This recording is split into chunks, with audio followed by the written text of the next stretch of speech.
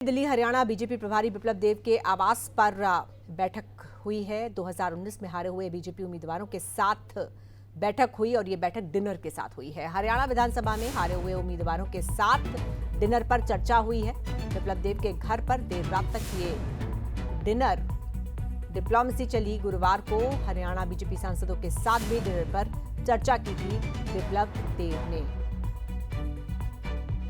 तो अगले साल हरियाणा विधानसभा के चुनाव भी होने हैं और लोकसभा चुनाव भी हैं और ऐसे में भारतीय जनता पार्टी ने मिशन 2024 की तैयारियां शुरू कर दी हैं। इसी कड़ी में जो प्रभारी हैं दिल्ली और हरियाणा बीजेपी के बिप्लब देव, वो बैठकें कर रहे हैं।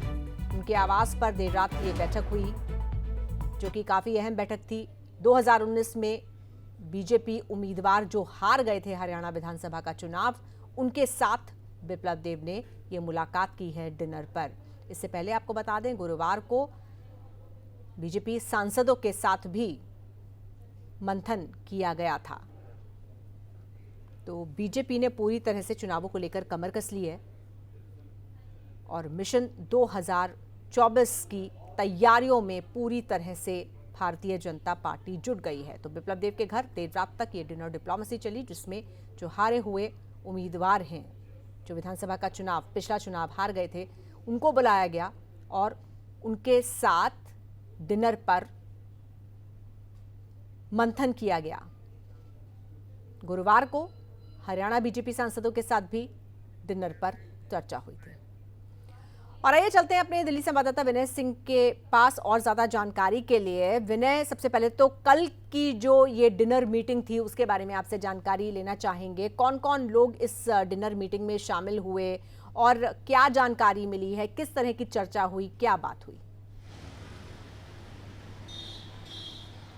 चूंकि ये डिनर पर चर्चा थी और चूंकि बिप्लब देव हरियाणा बीजेपी इंचार्ज हैं, उन्होंने दिल्ली में उन सभी उम्मीदवारों को जो कि साल 2019 में हरियाणा बीजेपी विधानसभा चुनाव हार गए थे, जिनको बीजेपी ने मौका दिया था लेकिन वो हार गए थे, उनको डिनर पे बुलाया था। इसमें सुभाष बराला से लेकर कैप्टन अभिमन्यु जैसे तमाम बड़े चेहरे मौजूद रहे।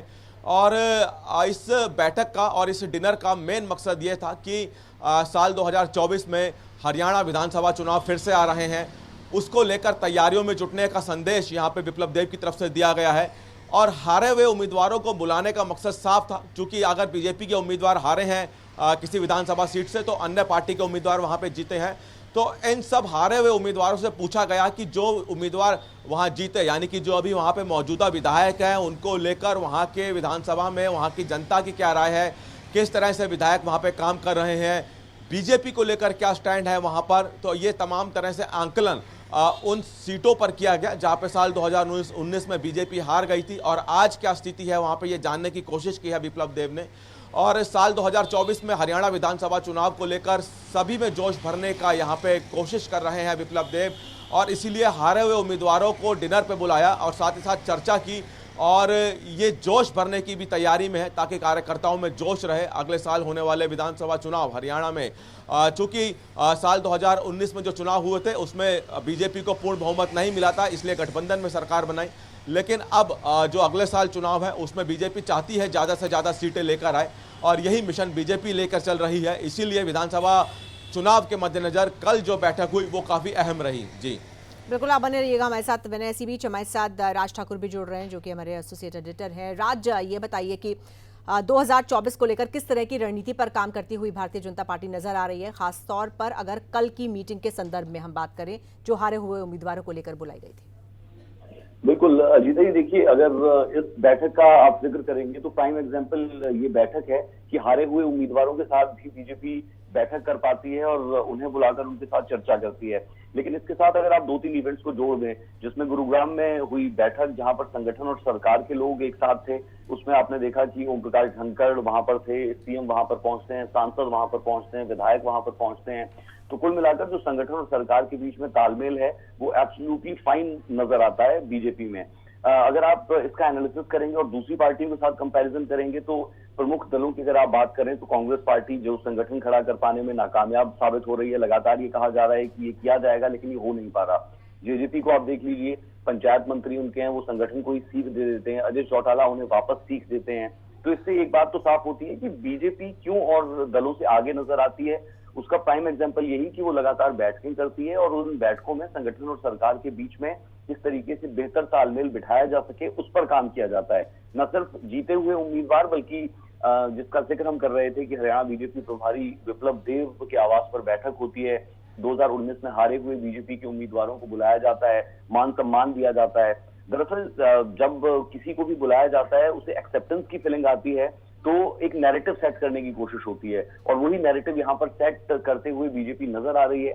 जो हारे हुए भी थे वो भी हमारे लिए बहुत इंपॉर्टेंट है और उसी के तहत आप देखेंगे कि ये जो डिनर डिप्लोमेसी की गई, आने वाले वक्त में कैसे सबको एक साथ एकजुट होकर आगे बढ़ाया जाए, ये बहुत इंपॉर्टेंट है।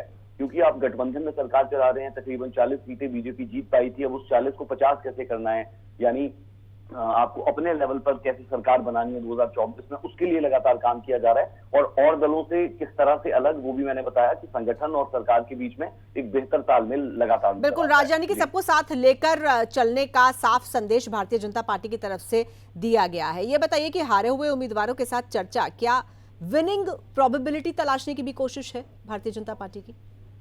बिल्कुल बिल्कुल, विनिंग प्रोबेबिलिटी तलाशने के साथ साथ आपको ये भी देखना होगा कि क्योंकि आप देख रहे हैं कि लगातार हरियाणा में इस वक्त विरोध के सुर उठते हुए नजर आते हैं। वो मसला ओल्ड पेंशन स्कीम का हो, वो मसला सरपंचों का हो, ई टेंडरिंग का हो, ट्रांसपोर्ट का हो। हम अमूमन देखते हैं कि ये ट्रेंड रहता है कि आखिर के साल 2 साल में ये ट्रेंड रहता है कि कोई भी गवर्नमेंट जो होती है उसे अनस्टेबल करने की कोशिश विपक्ष भी करता है और कहीं ना कहीं सपोर्ट जो तमाम संगठन होते हैं उन्हें विपक्ष का मिलता भी है। तो ऐसे में आपको राहें तलाशनी है कि कैसे आप और ज्यादा लोगों को अपने साथ साध पाएं और उसी का ये आप एक नमूना कह सकते हैं कि यहाँ पर बीजेपी प्रभारी विप्लव देव उन अपने सेनापतियों को भी बुलाते हैं जो चुनावों में तो हार गए लेकिन लगातार पार्टी के साथ चले। उसमें दूसरी और महत्वपूर्ण बात यह भी कि जो कैंडिडेट हारे हैं उन्हें रिपीट भी किया जा सकता है अगर उनमें विनिंग प्रोबेबिलिटी वाकई में है, जिसका जिक्र आपने भी किया। एक परसेप्शन ये रहती है कि जो हार गया उसका करियर शायद खत्म हो गया, लेकिन बहुत से बड़े बड़े दिग्गज भी हारे थे। सुभाष बराला आप तस्वीरों में भी देख पा रहे हैं कि लगातार साथ साथ दिखते हैं, वो भी बैठे हुए हैं। पंचायत मंत्री जो इस वक्त है उन्होंने ही सुभाष बराला को हराया, लेकिन उसके बावजूद सुभाष बराला आपको तमाम बड़े मंचों पर नजर आएंगे, हर जगह नजर आएंगे। तो एक विनिंग कैंडिडेट वो हमेशा से हैं और आने वाले वक्त में भी वो बीजेपी के एक स्तंभ के तौर पर रहेंगे। ये सिर्फ मैं एग्जांपल दे रहा हूँ, ऐसे ही बहुत से और कैंडिडेट हैं जो हार गए लेकिन आने वाले चुनावों में उनकी भूमिका बहुत ज्यादा सक्रिय नजर आएगी। ये और पार्टियों में नहीं होता, इसीलिए बीजेपी उनसे एक कदम आगे जरूर नजर आती है।